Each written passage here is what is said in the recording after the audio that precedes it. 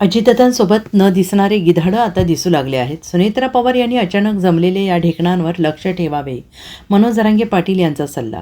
सुनेत्रा पवार उपमुख्यमंत्री झाल्या हा त्यांच्या पक्षाचा विषय आहे. पहिल्या महिला उपमुख्यमंत्री झाल्या हा चांगला विषय आहे. राजकीय डावपेच मी सांगू शकत नाही. त्यांनी आता सगळ्यांना सोबत घेऊन चालावं.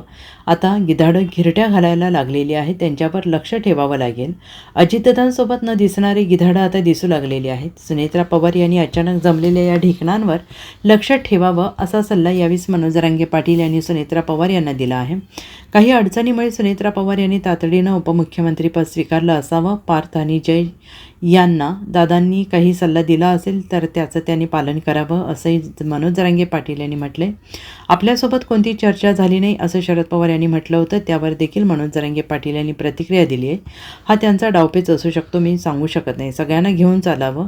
गिधाडं आता घिरट्या घालायला लागलेली आहे, त्यांच्यावर लक्ष ठेवावं.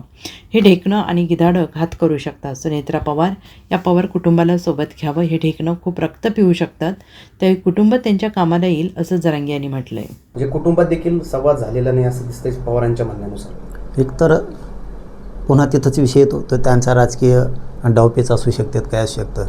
परंतु आताची घडी अशी आहे आता, म्हणजे त्या ताई साहेबांसाठी की सुनेत्रा ताई साहेबांसाठी की सगळ्यांना मिळून मिसळून घेऊन चालणं त्यांच्यावरती ती जबाबदारी आहे. कारण त्याचंसुद्धा आता त्यांना लक्ष ठेवावं लागणार आहे की आपले सगळा परिवार, आपलं राज्यातले सगळे कार्यकर्ते याच्यात छक्केपंजे खेळणारे खूप येणार आहेत आता. कारण काही गिधाडं आत्तापर्यंत नव्हते, ते दादाच्या पश्चात मात्र आता घिरट्या घालायला लागले. याच्याकडं सुद्धा ताईंना उपमुख्यमंत्रीपद घेतल्याच्यानंतर लक्ष ठेवावं लागणार आहे. कारण दादा होते, अजितदादा हे दादा होते. इतकं त्यांच्या मागं ताण असतानासुद्धा त्यांचीसुद्धा खूप कसरत झालेली. हे सोपं नाही, मी सांगतो. हे आता त्यांनी कसं घ्यायचं याच्यातून जेव त्याचा प्रश्न आहे. जे आम्हाला वाटतं आहे ते आम्ही बोलणार. दादांची जरी एवढी कसरत होत होती तर दादांसोबत काही दिवस महिने न दिसणारे गिधडं आता पुन्हा सक्रिय झालेत. म्हणजे हे गिधडं असे येतं, एक दोनच आहेत, जास्त नाहीत. त्यांचा तो पक्षाचा विषय त्यांनी बघितला पाहिजे. पण जे वाटतं आहे ते आपण बोलणारच. की ते पूर्वी असं होतं बघा, वाड्या असायचा पूर्वी आणि त्या वाड्यात ढेकणं असायची.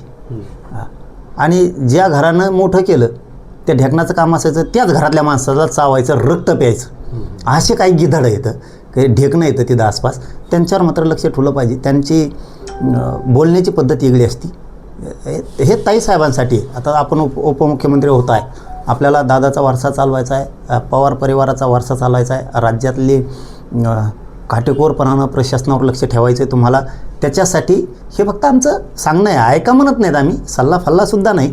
पण हे ढेकणं जे जमलेत ना आत्ता अचानक, यांच्यावर लक्ष ठेवावं लागणार आहे. कारण शेवटी उपमुख्यमंत्री झाल्याच्यानंतर सुनेत्रा ताईसाहेब, तुम्ही एक लक्षात घ्या, तुम्ही मराठवाड्याची लेक आहेत आणि तुम्ही पश्चिम महाराष्ट्रातली सून आहेत. दोन्हीकडेही तुम्हाला राजकीय वारसा आहे. माहेरकडं पण आहे, मराठवाड्याचे तुम्ही लेख आहेत, इकडं पण आहे. आणि तिकडं सासरला गेल्याच्यानंतरसुद्धा तुम्हाला राजकीय वारसा आहे. त्यामुळं तुम्हाला खूप बारीक लक्ष ठेवावं लागणार आहे की हे कोण कसे आहेत. याच्यात आता जे जमलेत ना एक दोन गिधाडं, हे खूप मोठा फायदा उचलू शकते. Bureau report, SPN Marathi, Jalna.